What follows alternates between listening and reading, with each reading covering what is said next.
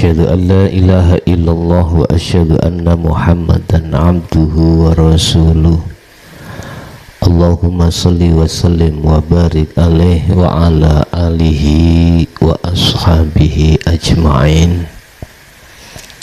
Rabbi shrah li sadri wa yassir li amri wahlul 'uqdatam min lisani yafqahu qawli. Sadaqallahul azim. Amma ba'du. Dumateng para jamaah sewilayah Rungkut dan sekitarnya, untuk malam hari ini kami akan ngebabkan atau memberikan satu tausiah terkait tanda-tanda heta selama iki zuhud sampean wis melaku apa durung. Jadi kita evaluasi dari semua apa yang selama ini yang kita lakukan, yaitu pengokohan dari 4 hal. Yang pertama terkait zuhud atau uzlah bil am, zuhud secara umum dan zuhud secara khusus. Evaluasi nanti apakah ada di antara tanda-tanda yang kami sebutkan. Kalau ada berarti uzlah sampeyan iki melampah. Kula mbek ngadeg nggih. Ya ngadeg ya lungguh, dengkeke sondok kumat iki.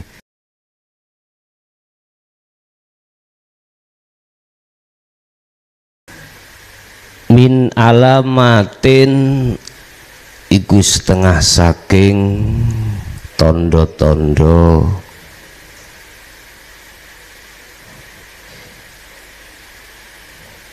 idza kana tatkalane ono apa al-dzikru zikir iku sahihan kang wis bagus.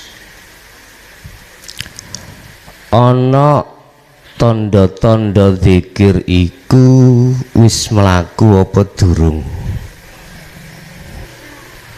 Alamatun utawi tondo iku idza kana tatkalane ono apa azikru zikir iku sahihan kang bagus.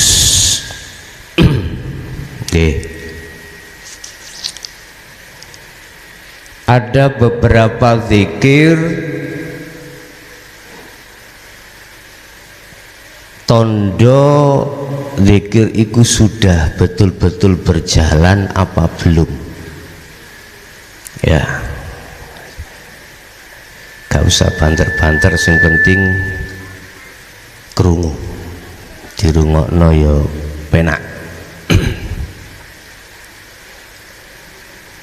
Selama jenengan sudah dibebankan Allah untuk melakukan zikir, selama iki apakah sudah mengena pada target atau tidak? Lihat tanda-tanda berikut ini.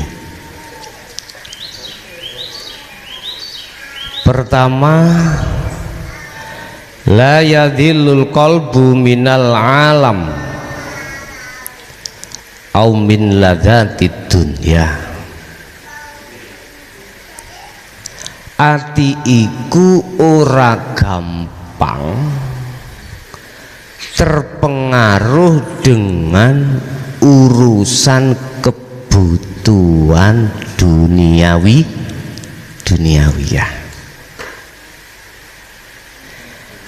La yadhillu ora nutupi, ora ketutupan, ora terpengaruh opo alqalbu ati. Sangka apa milladzati dunya, dari persoalan kebutuhan urusan dunya. Wis iki tondo pertama. Sebab di dalam rumah tangga kita lebih-lebih yang sudah beristri apa maneh anake akeh mesti butuhno urusan ma'isyatu dunya utawa kebutuhan dunya. Dalam rumah tangga kita mungkin kebutuhan itu terkadang tercukupi, terkadang kurang. Lah ngoten Pak Bu nggih. Ketika saat dihadapkan usri atau waktu sempit, piye ati sampean? Kalau niki ngapunten, ngadeg mboten napa-napa nggih. Nggih, dengkek kula niki jane nggih pun penak titik tapi mboten saged lenggah dangu-dangu. Ngapunten. Wan nggih, kula nggih nyuwun duka nggih. Estu nyuwun ngapura. Bagaimana keadaan hati kita ketika ditaruh Allah di dalam zona kurang. Bojo kadang-kadang ya padha iso nrimone, kadang anak ndang tuku laptop Pak niki selok kebutuhan daring. Keadaan sampai durung wonten terus piye? Kadang-kadang dalam dunia bisnis kita omsetnya menurun. Biasanya dodolan iki bengi dodol apa jenenge sego pecel iku oleh omset 3 juta niki 300 mean. Piye? Padahal sampean yakin sudah lewat ilmu meyakini bahwasanya semuanya itu yang membikin adalah Allah. Kalau tanda zikir itu betul-betul mencapai target, hati Anda tidak terpengaruh.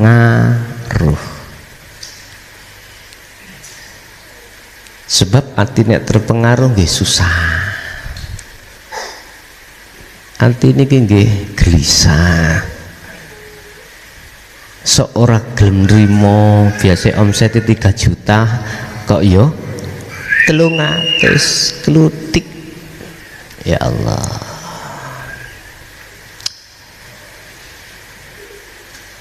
Sedangkan yang saya terangkan di sini la yadhillu.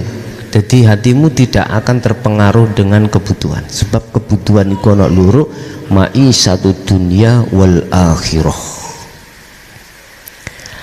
Ada proses kebutuhan yang berkaitan dengan jasad rogo. Ibaratnya cara rogo ngelak ya ngombene susu. Contoh niki, iki rogo.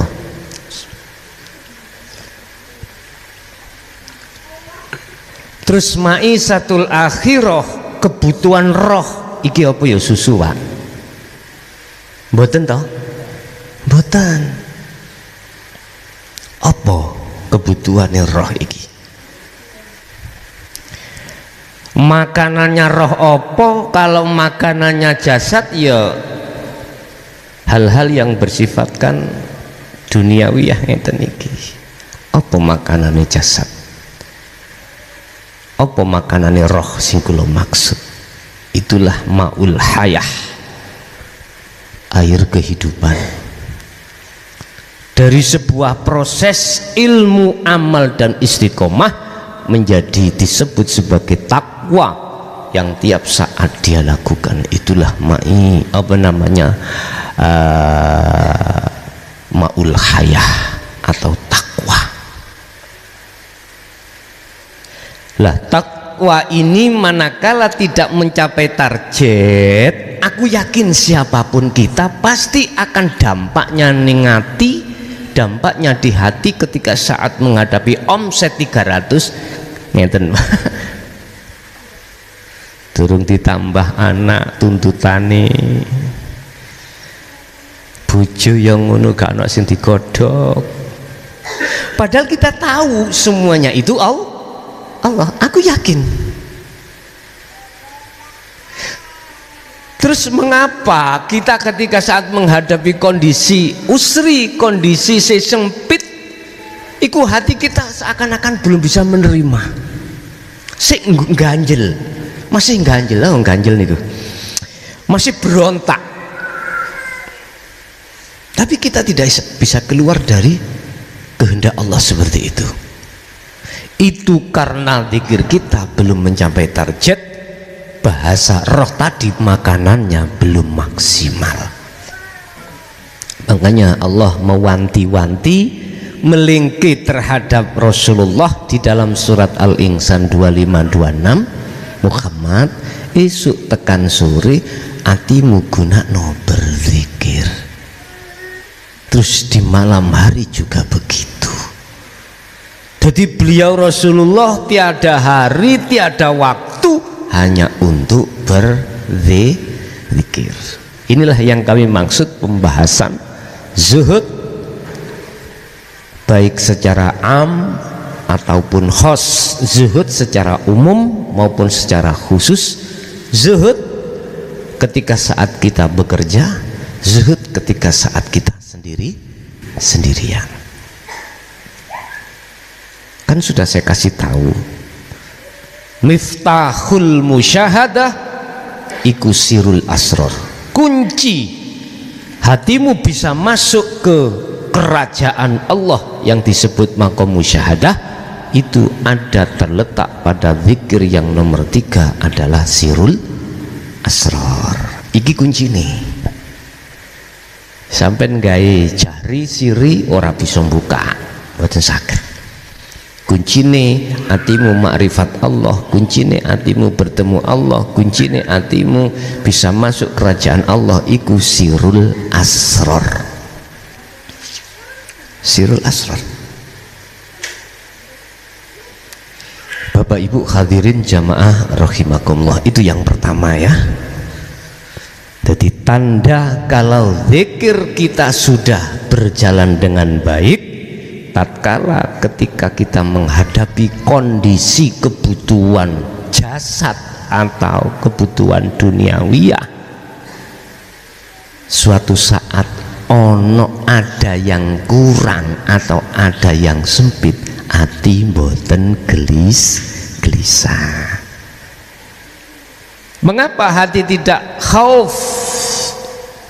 La khaufun alaihim walahum yahzanun. Mengapa hati tidak khawatir? Mengapa hati tidak khauf, takut? Karena hatinya melihat makrifat pada Allah. Kan ilmunya sudah dikatakan semuanya itu Allah yang melakukan. Kondisi kayak ngeten iki kita bisa ketemu. Kondisi 3 bulan kemarin kita nggak bisa ketemu. Kalau hati tidak makrifat Allah, pasti hati ini gerunjal, akhirnya menyalahkan instansi yang terkait. Pasti Pak, hati mesti nyalahno instansi pemerintahan, baik yang formal maupun yang non formal, itu pasti. Berhubung kita diajari oleh guru-guru sufi kita untuk hati melihat Allahnya, supaya hati ini tidak goncang, gak gelisah, supaya kita tidak menyalahkan orang lain. Ada satu pertanyaan gini, sing susah diterima dengan orang sing lagi ngaji mengenal Allah. Lah nek semuanya Allah, lah ning doli iku lah Allah lah. Lah ngoten nggih.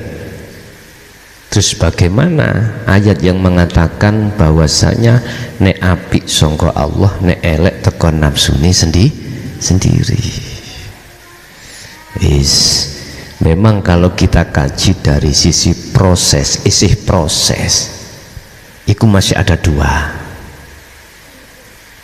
Sehingga disitulah butuhe wa tanha anil faksa wal munkar. Wajib kita itu mencegah perkara elek, mencegah perkara mungkar. Gak iso dengan kekuatan, ya dengan dakwah. Gak iso dengan dakwah, terakhir mendoakan. Nah, ini proses memangnya secara hukum syariahnya memang seperti itu. Tapi kalau kita tetap masih melihat di situ, konflik akan terjadi. Hati tidak akan terkondisi. Tapi coba kita merapat ke ahad, duduk di ahad, bagaimana? Ya udah, bisanya jenengan diam, notoki makrifat, ikut diam, udah, wis. Ora eneng sing diomong, ora ono sing dibahas, ya udah. Tapi hukum syariat tidak akan berlaku wong di dunia. Terus sekarang bagaimana menyeimbangkan antara hukum syariat dengan hakikat untuk menuju pada Allah ini? Anda akan bisa mengambil keseimbangan, hukum keseimbangan tatkala Anda sudah dikembalikan Allah dari musyahadah ke khawasul khawas, dari kemakrifatan kemudian turun kembali membawa dinul haq seperti Rasulullah. Setelah Isra Mi'raj bawa oleh-oleh, akhirnya diterapkanlah seperti itu. Wis, itu pertama. Kembali masalah kalau zikir zuhud sampai betul-betul iki sudah berjalan, artinya sudah dikatakan mapak, dikatakan sudah benar. La yadhillu al-qalbu, hatimu tidak terpengaruh dengan kepentingan urusan dunia. Walaupun secara jasad niki jenengan tiap hari membutuhkan, tapi hati tetap makrifat pada Allah, pada Allah. Satu. Nomor dua, termasuk tanda kalau zikir atau zuhud sampai iki benar-benar berjalan,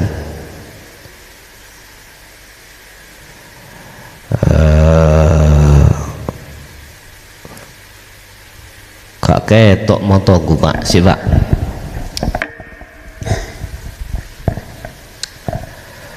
Fal qalbu daiman yamila ilallah, utawi ati iku daiman yamila ilallah, ati sing selalu condong menyang Allah walaupun dihadapkan posisi apapun. Atau boleh saya katakan, hatimu mendahulukan untuk melihat Allah daripada yang lain. Nek wis dikire bener-bener melaku, ati panjenengan iku gampang untuk connect terhadap Allah. Dikatakan zikir Anda sudah berjalan sesuai dengan target, maka ketika saat Anda menghadapi situasi apapun, mesti hati mendahulukan connect terhadap Allah. Itu otomatis Pak, gak dengan rencanakan, tidak direncanakan, enggak. Dengan sendirinya tali penghubung antara hati terhadap Allah itu seakan-akan ada yang godit gitu dong Pak. Kayak ibaratnya sapi atau kebo ya, enak-enak mangan, digepuk bokonge kan kaget tuh Pak. Karepe si petani ayo mlebu nang kandang, dengan sendirinya katut, kaget langsung mantuk mlebu kandang. Artinya kita tanpa direncanakan, situasi kondisi apapun yang kita hadapi, dengan sendirinya seperti ada yang mengelingkan, ya, mengingatkan akan Allahnya di situ. Fal qalbu utawi ati sing kaya ngene iki daiman, artine langgeng untuk menghadap terhadap Allah. Mungkin ini yang disebut sholat daim, sholat sing langgeng iku ono kono. Tapi iku mboten saged, tidak bisa direkayasa lho ya. Berhubung saking tekune zikir Anda di dalam sirul asrar, pasti nanti ada wong jenenge talinya enggak putus, lam fisomalaha, tali itu tidak putus, dengan otomatis nek ono swara langsung krungu. Wis iku yang kedua tanda. Terus tanda yang ketiga, ketika saat zuhud Anda itu betul-betul sudah mapak, sudah dikatakan memenuhi target, fangqolibu yataqabbalada iman biqada'illah. Ati iki selalu madhep nrimo apa sing dendhepke Allah. Ya. Hati selalu menerima segala apa yang menjadi ketetapan Allah. Allah memberi ketetapan kita ada 4 waktu, iki pasti Pak.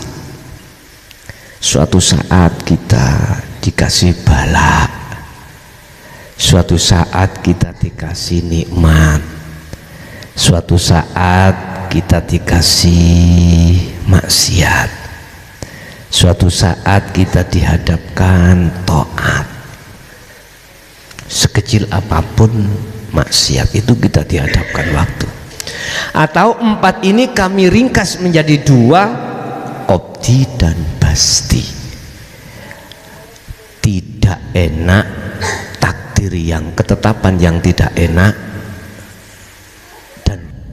dan ketetapan yang enak. Ya, 2 hal ini, anak sakit, istri sakit, pekerjaan sepi, PHK, gak enak, iku qobdi. Lah kebalikannya adalah basti. Lah 2 hal ini selalu dihadapkan Allah terhadap kita, yang tujuan Allah adalah liyabluwakum ayyukum ahsanu amala, supaya hatimu tambah kuat makrifate terhadap Allah. Ya tergantung. Ibarat saya sudah kasih tahu, ada 2 paku dincep ning papan Pak, paku A dan B. Paku A didodok bengkong, mancep titik didodok bengkong, mergae saking atose kayu. Sampeyan terus nek bengkong boten. Tapi ketika paku itu didodok mancep, didodok terus boten, pasti artinya semakin hatimu zikiri kuat, maka ujian bertambah berat. Tapi dengan adanya ujian berat itu, Allah akan membentuk satu jiwa yang lebih profesional, yang lebih dewasa, yang lebih makrifatnya kuat terhadap Allah tanpa tidak sadari. Karena jamaah setakon, Gus, mungkin nek wis bahas teng mriku ujian tambah gede. Iya, wis mundur mawon ya mundur. Nah, ikraha fiddin, hal itu tidak ada paksaan. Tapi Anda ketika saat sampai sebesar apapun ujian Allah, jikalau tetap kau hadapi dengan hati ikhlas zahir batin, pedomannya adalah zikir itu, aku yakin berat itu jadi ringan. Itu pasti Pak. Dan inilah yang sudah dirasakan oleh para rasul, para nabi, para kekasih Allah. Pasti ngalami seperti itu, pasti. dan itu berlaku bagi kekasih Allah. Yo nek dipikir yo ono enake ono gak enake dadi kekasih Allah iku. Iya.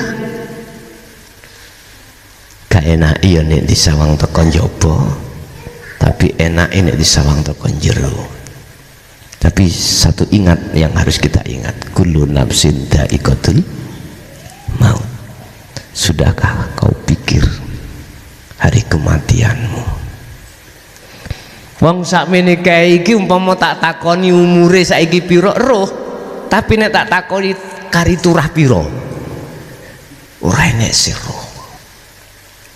Memang itu dirahasiakan Allah dan tidak dibuka. Apa alasannya? Supaya hati kita lekas cepat kembali kepada Allah. Karena bisa jadi hari besok kita masih muda diambil Allah, dipaksa. Idza ja'a ajaluhum, gak usah nunggu 1 tahun 2 tahun, gak nunggu kita tua, gak usah menunggu kita sakit. Bisa jadi keadaan sembuh, waras, sehat, bisa mati. Gitu Pak ya. Kematian itu gak mandang kuwi cilik gede, muda tua, sakit atau sehat, tidak. Berapa banyak para olahraga, apa olahraga itu? Olahragawan itu ya. Olahragawan itu mati di lapangan. Subhanallah. Kita nggak tahu tadi malam jagongan sama kita ngopi bareng, paginya kerungu innalillahi wa inna ilaihi, kita nggak tahu.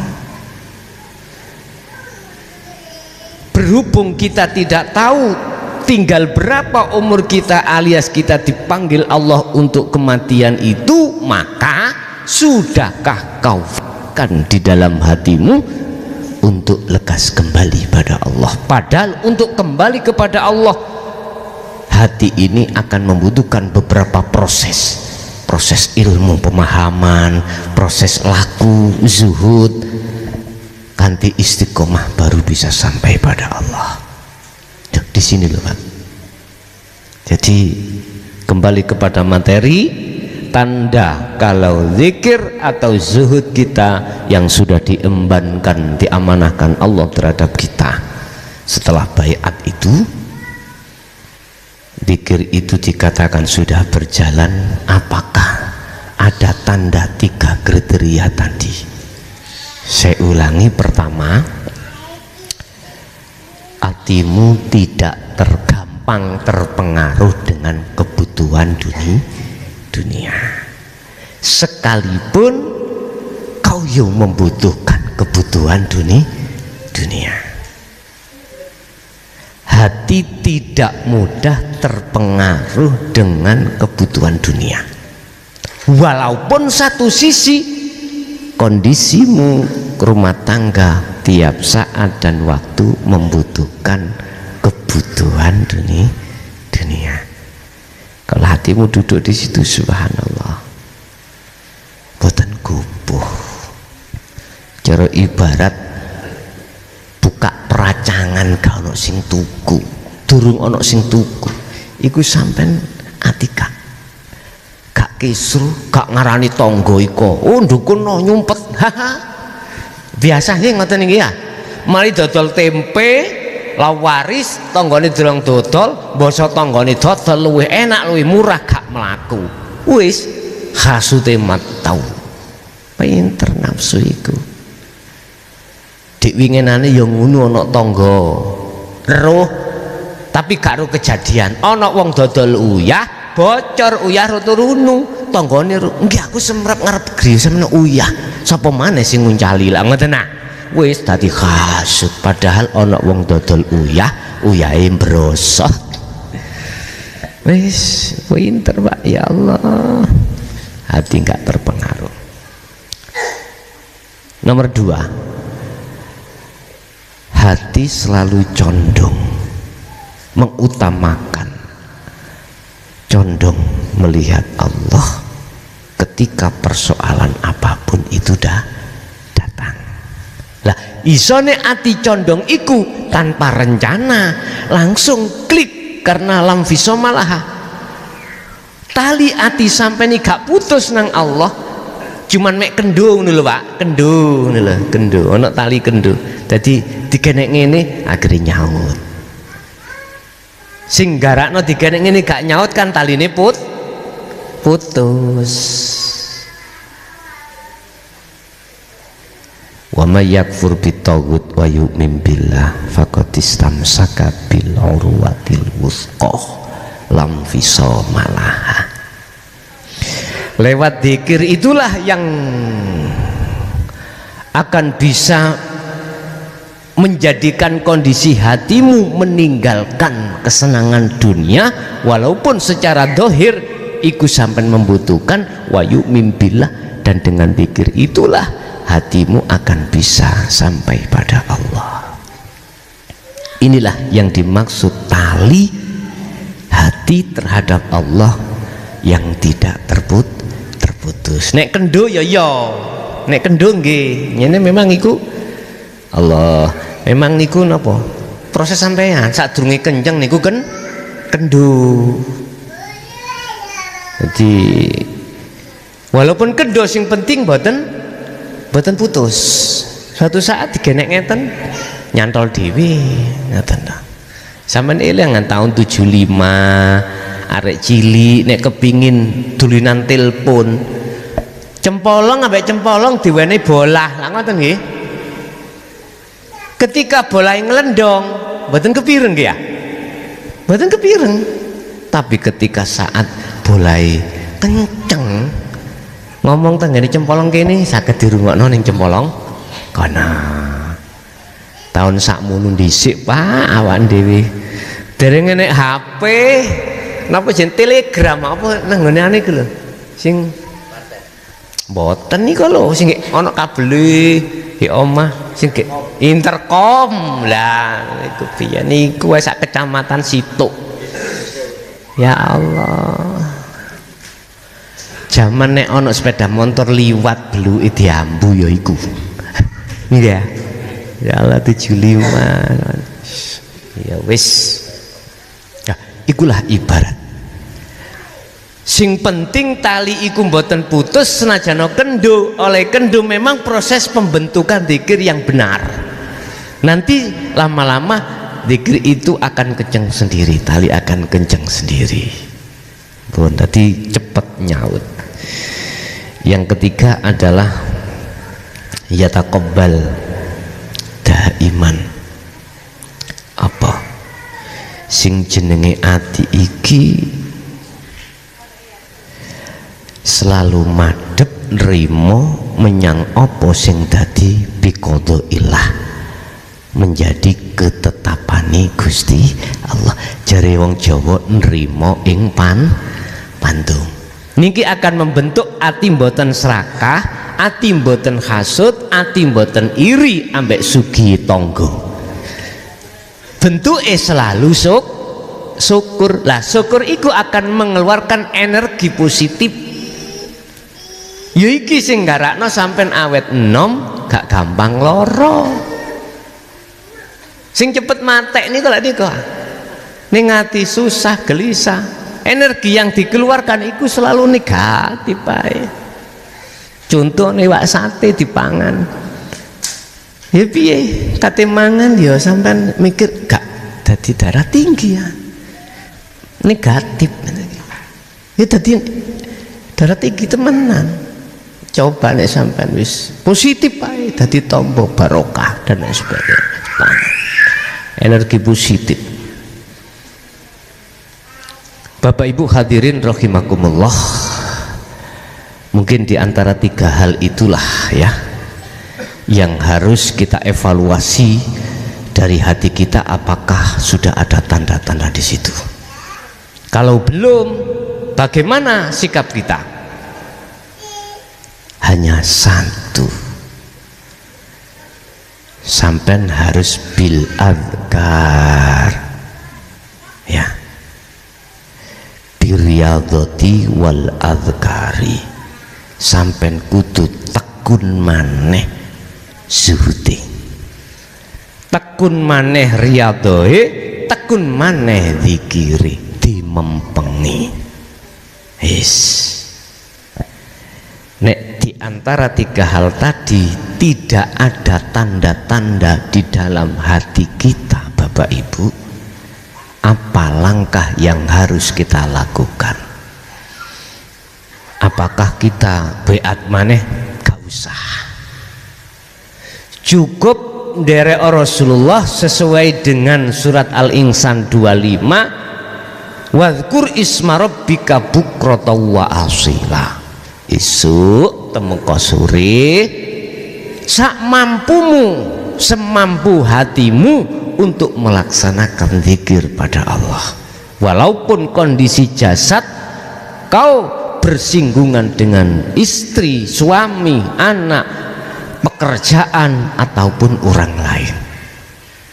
Tapi ingat satu hal yang tidak bisa kita elakkan, nafsu tidak akan pernah ridho tatkala hatimu untuk ke Allah. Ya apa caranya nafsu mempengaruhi di dalam hatimu biar lalai? Udah, wa ma ubarri'u nafsi inna nafsa la amaratum bisu. Wis pasti ini baik.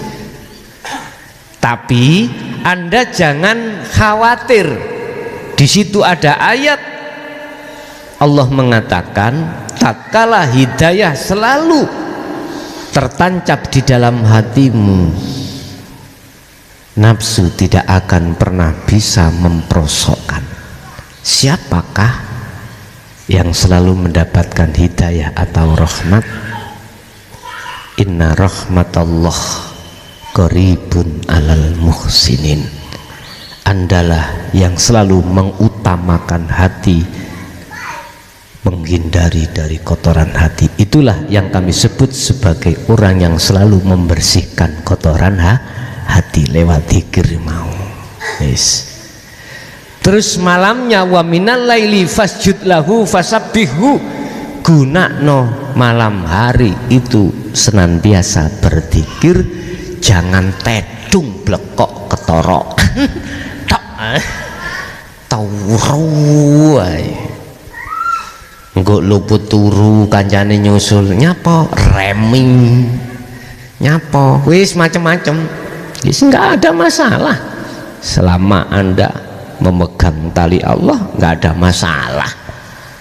Cuman kalau miturut ayat iku mang bengi tengah wengi gunakno sak mampu mbuh 5 menit mbuh setengah jam mbuh sak jam hatimu untuk konsultasi nang Allah. Lewat apa? Fasjud, tundukkan hatimu pasrah nang Allah. Fasabbih, dan bersihkanlah hatimu dari kotoran hati. Apa kotoran hati yang menyelip? Adalah kesenangan terhadap dunia. Pun niku mawon sing kedah sampean lakoni lebih mempeng tatkala di antara tiga hal ini belum ada di dalam hatimu. Pertanyaan lagi, kalau sudah ada bagaimana? Tinggal Anda cara gampangane ya wis pertahankanlah satu kemerdekaan itu dengan cara tetap jagalah hati dari kotoran, lewat terus jagalah dzikir terhadap hatimu. Pun Bapak Ibu hadirin rahimakumullah, itu season pertama ya, penjabaran materi terkait tanda kalau dzikir sudah berjalan. Terus mungkin bagi Anda yang pemula ya, kalau kita langsung nonton episode tengah-tengah lah bingung Pak ya, pemula. Memang kami di pondok setiap tahun, tepatnya ada di sasi Ramadan, itu saya turun sampai ke bawah. Saya akan mengulas mulai dasar lagi. Bagi Anda atau teman-teman yang masih pemula belum sempat mengikuti dasar tauhid, sasi Ramadan akan kami bahas mulai malam pertama. Boleh mukim, boleh duduk. Duduk itu apa? Di pulang pergi, habis ngaji pulang, terus ngaji datang lagi, nanti ada pembaiatan untuk melaksanakan zuhud. Mungkin pembaiatannya itu nanti di hari keberapa, wallahu alam. Yang jelas nanti Anda akan menerima beselit. Beselit itu apa ya? Amanah dari Allah untuk menjalankan hal ini. Nggih, Bapak Ibu hadirin rahimakumullah, kita masuk pada season yang kedua, yaitu tanya jawab atau dialog terkait masalah apa yang telah kami jelaskan tadi. Barangkali ada yang kurang paham atau hal-hal yang lain, monggo kami persilakan.